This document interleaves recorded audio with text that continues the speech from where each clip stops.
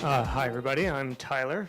Good to see some friendly faces and new faces. I'm from the IEA, and my primary job at the IEA is to work on energy efficiency markets and business models and all of that kind of thing with our member countries. I'm the project manager and principal author of the Energy Efficiency Market Report, which Peter was just talking about.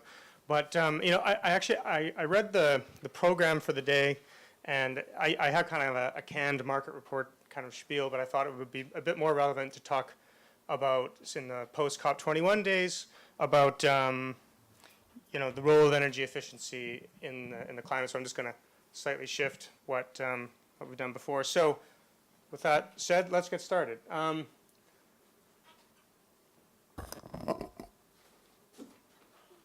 Basically, I don't know if people know much about mountain climbing. I'm not an expert mountain climber, but as a Canadian, I kind of feel like I know something about that. At least many of my friends do. And one of the most difficult things in mountain climbing, or one of the most dangerous things, I should say, is actually climbing down the mountain, not up the mountain. And a lot of people die actually on the descent than going up, because we tend not to plan the descent as well.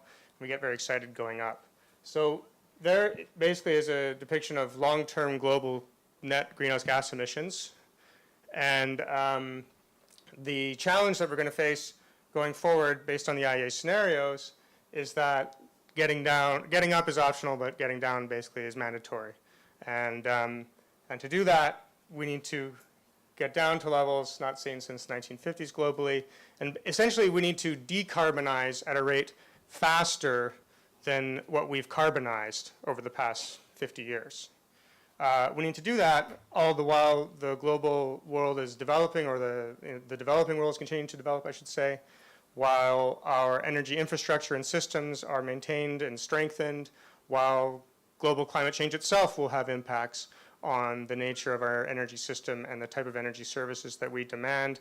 And all the while, we've got to keep the lights on, and we've got to keep people happy, employed, and all that kind of thing. I didn't come up with this saying, but I really like it. The metaphor basically is to transition to the clean energy future, where essentially we need to rebuild a jetliner mid-flight. And that's the challenge. So essentially to do that, sorry, just going back, this green line here essentially implies an energy transition unlike anything we've ever seen before. So just a couple notes on energy transitions, and it wouldn't be the IEA if we didn't have broad, sweeping generalizations for you about global energy trends. So here's a representation of two energy transitions that have happened in the previous 200 years. Arguably, these are the only two energy transitions that have happened. One is from biomass or wood to coal, and the next is from coal to oil and natural gas. Those take a couple generations to complete. So starting from now to 2050, we're basically, the clock is ticking on the timer. Interesting to note, you're not so smart if you say the energy transition is happening when you're right here on the development schedule. You're pretty smart if you can identify the asymptote before it really starts to bend. And people were saying that, in the 1970s, it looked like maybe we were on the verge of another energy transition with the scale out of nuclear and renewables. Maybe that would have solved the crisis for us. But it ends up in turn that the rest of the world just went into stasis, or the energy system, in terms of the fuel share, went into stasis, and that the third energy transition did not happen. So what's missing? What I want to just put in your mind today is that the third energy transition, or the sustainable energy transition, is really fundamentally about actually an energy efficiency transition. And the energy transition will be more about how we use energy than how we produce it. I actually kind of lied when I said that there wasn't an energy transition that happened after 1970. As you can see here, what the transition was a rapid expansion of the entire energy system. Although the shares of fuels remained the same, what we saw was a significant expansion of that system itself. The expansion was so large that basically in 1900, global primary fuel supply was about 20 exajoules. By today, it's over 450 exajoules. Energy consumption per capita was around 20 gigajoules. Back 100 years ago, it's 65 gigajoules now, and that's while we've added 4 times the population of 1900. That says nothing to the fact, actually, about the explosion of energy services that have been demanded. So in 1900, we were heating our homes with a fireplace that was at most 20% efficient. Now people in North America and Europe are heating their homes with a natural gas furnace that gets up to 98% efficiency. We used to travel around in state-of-the-art trains that had a combined output of about 1 megawatt. Now we're flying around in 10 megawatt airplanes. So the energy services that we've demanded have increased by more than 20 times as the primary energy supply has done. And for that, we need to turn to energy efficiency to achieve our climate goals. So here's our executive director, the indefatigable Fatih Birol, who says right here that energy efficiency is the most important arrow in the quiver to achieve a sustainable energy system. But, you know, I'm a fan of comic books. With great importance to the climate system comes great responsibility. And it behooves all of us to get the policies right and to actually achieve this energy efficiency potential because we rely on it so much, at least in the IEA scenarios, to get to a 2-degree warming. So how much do we rely on it? Well, here's a depiction of our 2DS scenario that shows indexed to 2012 levels what GDP, energy consumption, and the rate of decarbonization must be. If we take the IMF's word for it, global GDP will triple by 2050. But actually there's no noticeable rise in total primary energy supply. As you can see here, the reduction in carbon intensity matches that of the reduction in primary energy, which is why I want to say that actual energy efficiency is this unspoken equivalent, or the unspoken lever that we have to get to the 2-degree scenario. Most people talk about renewables. Renewables are obviously incredibly important. But in actuality, we're sort of on track for renewables, at least to 2020.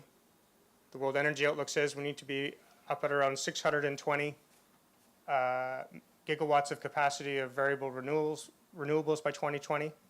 And the Renewable Energy Market Report for the IEA says, yeah, we're about, based on contracted agreements, about 570 gigawatts there by 2020. So it's somewhat on track. Energy efficiency, well, we'll find out. Just to emphasize that point of renewables and energy efficiency, here's what the total estimated avoided primary energy consumption would be in the 2-degree scenario thanks to energy efficiency. That's this top wedge. It's about 127 exajoules. It's larger than that of primary renewable electricity in 2050. Again, speaking to the fact of the importance of energy efficiency to achieve our 2-degree scenario. So how are we doing? Well, on the surface, not too bad. Unless you're living under a rock, you were intently watching the developments at COP21 last year.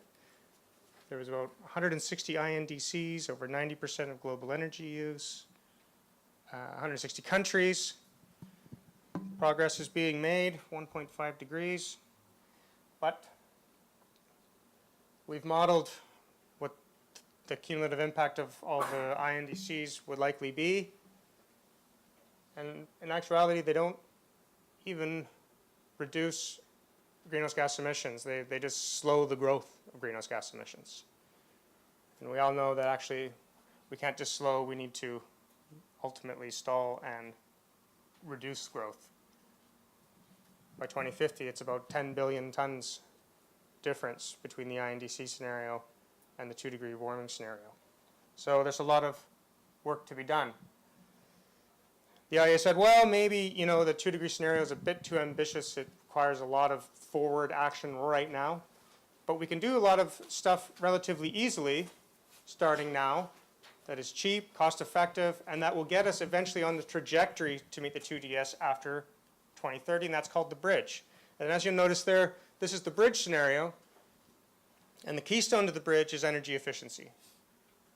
So half of the greenhouse gas emissions difference between here and here come from energy efficiency in 2030. It actually grows in importance if we want to get to the 2DS along what the IEA thinks is a more realistic scenario for deploying energy technologies. What does this really look like? Well, here the IEA is broken down. These are my colleagues on the World Energy Outlook team, but they've broken down the role of energy efficiency and other decarbonization levers by region. And as you see, energy efficiency plays an extremely large role, especially here in Europe. Part of that's due to high end-use prices. Part of that's due to just the potential that's available. When we talk about energy efficiency, what exactly do we mean? Well, we broke it down into 4 big actions: heating and cooling, appliances and lighting, industrial motors, and road transport. And as you see on this bar here, they're about evenly distributed across all of those. So that means we need policy action across all sectors and across all energy end uses. Sidebar, China is almost its whole other planet compared to the world. But as you can see, all regions matter.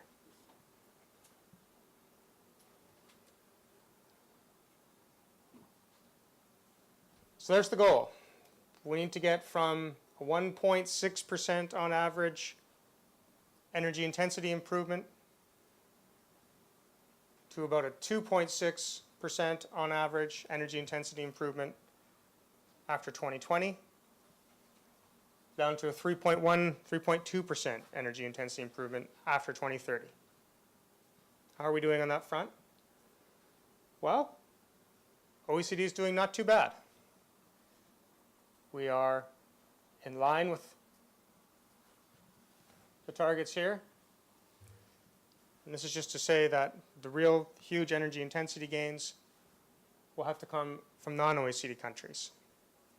This will be achievable partly through rapid growth, but also through achieving the potential from that unmet, yet to be satisfied energy service demand. Theoretically, easier to meet, but also there's a lot of policy questions in there on what is the role of OECD vis-a-vis non-OECD to make this happen.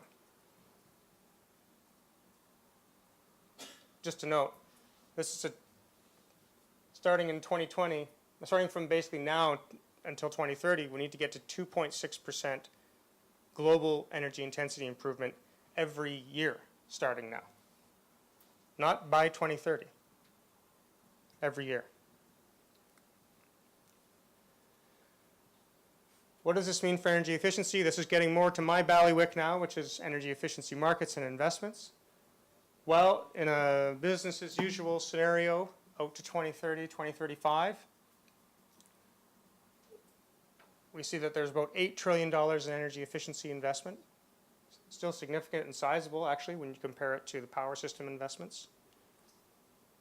But to achieve the 2-degree scenario, investment almost doubles to 14 trillion cumulatively. Just interesting to note, investments in the rest of the energy sector kind of shift around, they don't grow. It's energy efficiency that grows absolutely. Again, speaking to the role of how energy efficiency is integral to the low carbon energy transition. So, getting a bit on policy, how do we make this happen? The IEA has a number of strategies. I'm going to talk a bit IEA inside ball for you. As I was just showing, there's all the work that we did on the World Energy scenario, World Energy Outlook, for our scenarios to show the role of energy efficiency. This thing here is all of our stream on energy efficiency in emerging economies that we're ramping up, which is focusing less on stuffy reports and more on training and engagement and actual policy making, the brass tacks, so to speak. And then there's these 2 documents which I work on, which is kind of changing the conversation, changing why we should discuss energy efficiency based on markets and their multiple benefits. I'll just go briefly into those right now. So, energy efficiency market report. we wanted to talk about energy efficiency in kind of more macho terms, more investment and infrastructure. Get the pupils dilating of those finance ministers and energy ministers, like how they do for shovels in the ground infrastructure projects. We said that for energy intensity to be improving, significant amounts of capital was having to be invested on the same order of other energy supply sources. We want to emphasize investment, markets, and importance of efficiency to the energy system broadly. It's backward looking. It's not all these foofy, airy-fairy scenarios that I was just showing you. This is based on real data, stuff that we can observe and monitor over the past 20 years. And of course, as Peter said, it's available free for download. So download as many as you want. Just to get into some high-level findings from the report, this is the nut of a lot of the analysis in the report. It's our decomposition. So, interesting to note,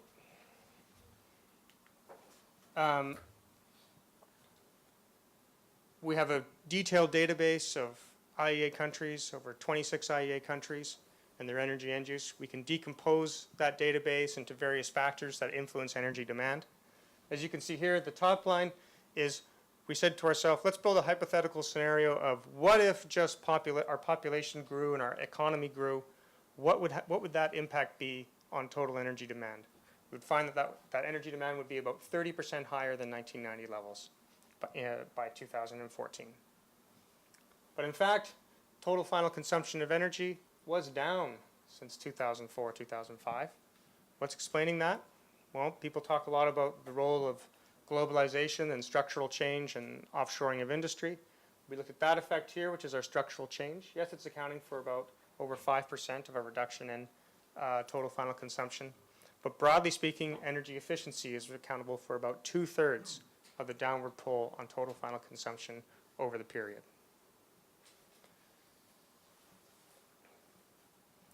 On multiple benefits, this is our famous flower on multiple benefits.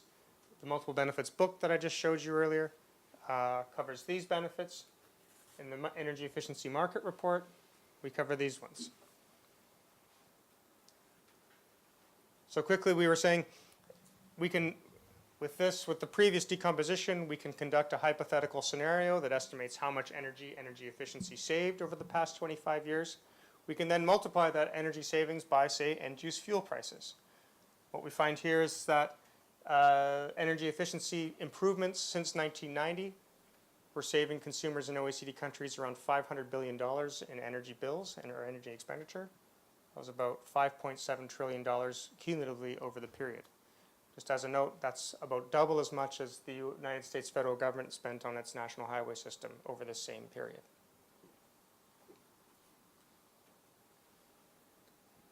Those energy savings also avoid energy imports. We were able to say, well, how much primary energy demand was being avoided from energy efficiency? And looked at, we developed an analysis that estimated the avoided imports from that. We found that in total, about $80 billion was being avoided from energy efficiency in OECD countries by 2014. This actually boosted the trade surplus of Germany by 12% and reduced the trade deficits of Japan and France by 10%. This is having real impacts on national current accounts.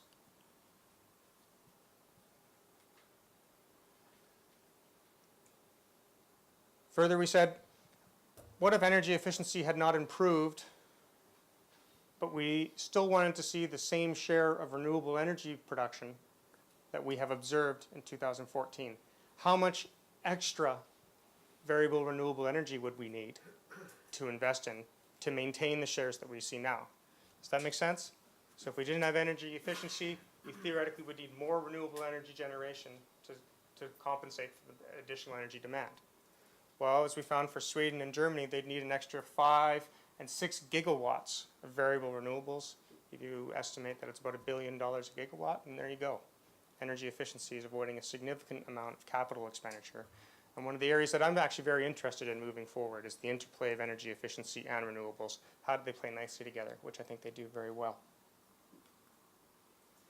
Finally, we looked at a bunch of cities. I just finished writing a chapter on cities and energy efficiency. This is going to be another key driver. You can't get more first fuel, or the concept of energy efficiency as a fuel, then Seoul's one less nuclear plant plan. They basically explicitly say we want energy efficiency to save as much energy as a nuclear reactor, because they're having extreme energy security issues there.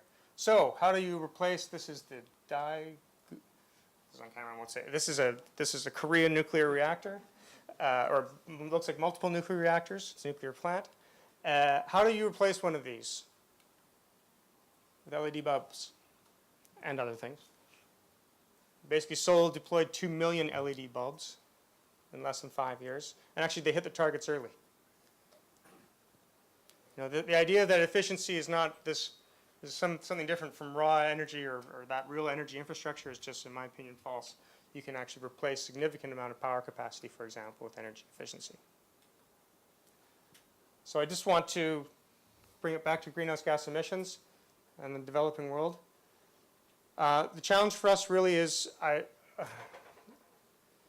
really made very plainly here in this chart. Here's what we project Indian economic growth to get from what is that, 2014 to 2030. It's essentially what China did over the past 25 years, for the same kind of distance. Except India has about 7 billion less greenhouse gas emissions to do it as compared to China.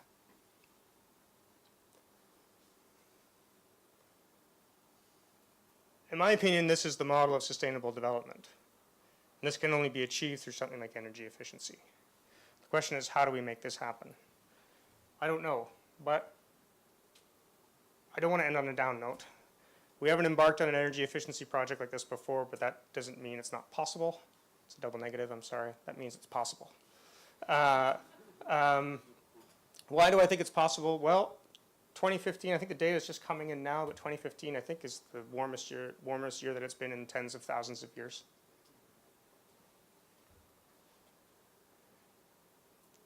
The teeth of the climate system are starting to sink in. We're all starting to feel it. We're all noticing it this winter, especially here, for example, in Europe. You talk around, there's very visible planetary sustainability thresholds that are being taxed. I see that as an opportunity. I think the space for policy engagement and the space for policy innovation and opportunity is going to rapidly expand in light of this. This is an opportunity for experiment, creativity, and innovation. And it will germinate a rethink of the status quo that was recently unthinkable. I haven't offered any policy advice to you today. I have lots of that potentially for the panel. But with that, I will end the presentation and welcome your thoughts and questions. Thank you.